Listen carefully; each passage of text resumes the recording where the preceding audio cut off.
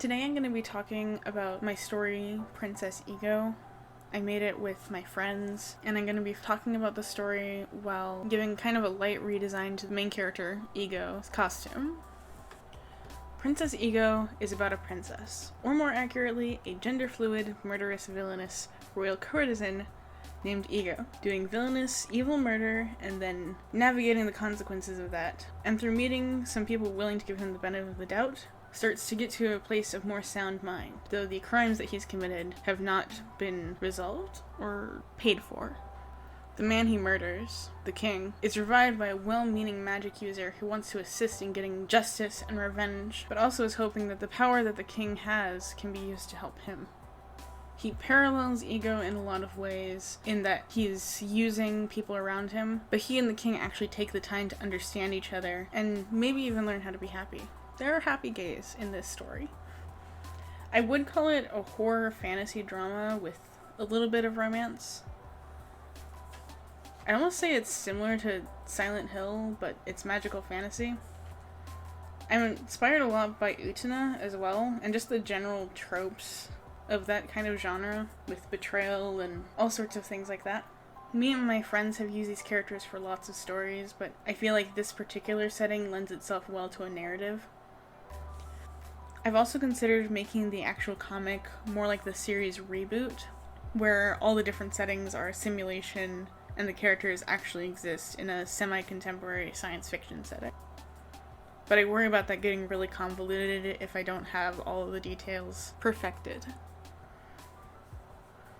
Ego as a character is fairly complex, but his function in the story is kind of like a natural disaster or a wild animal.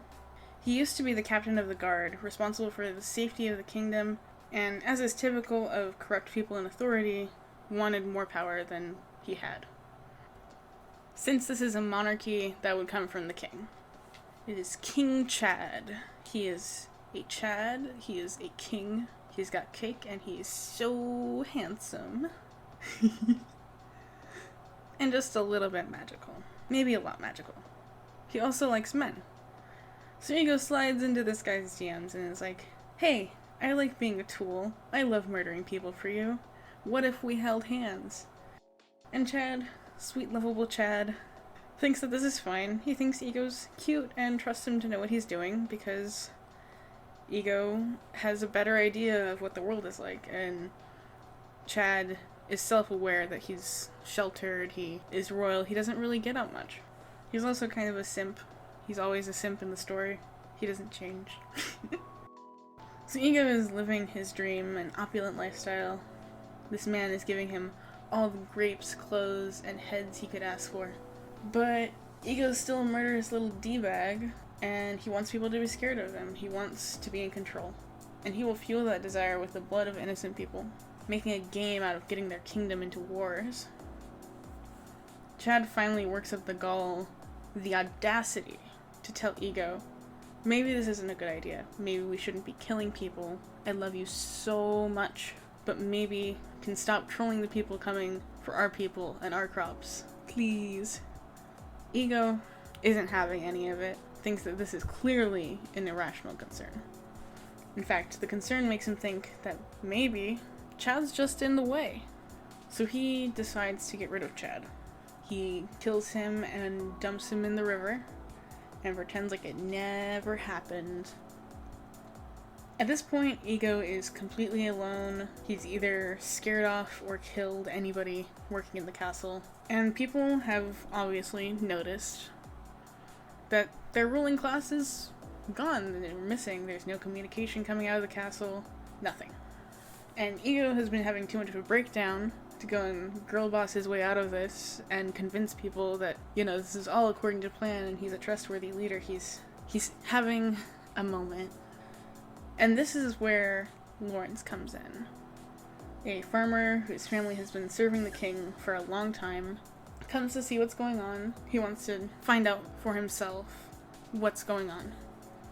Considering the state of the kingdom, he brings a weapon. He comes prepared for a fight. And he's a little bit surprised to find that it's just one dude wandering the halls talking about how much he fucked up and admitting murder to what he thinks is nobody, but Lawrence is there to hear it. Lawrence Man, the sweet, sweet man, also goes by Law, is ready to kill Ego for this. He's loyal to the king, and he believes in justice.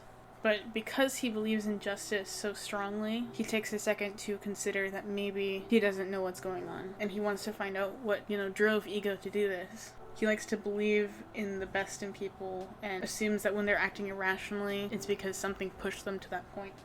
And when that happens, Ego has this out. He can say it wasn't his fault, and Ego jumps on that opportunity. He needs somebody to help him fix things, even if they're doing it unwillingly. The story continues of Ego going with Lawrence, and Ego is playing this victim role and getting sympathy from Law, and is building this relationship with him while knowingly deceiving him. And Law starts to trust him. He's trusting this lie of a person, though he's come to a place where he does know Ego very intimately. He knows him better than probably anyone else.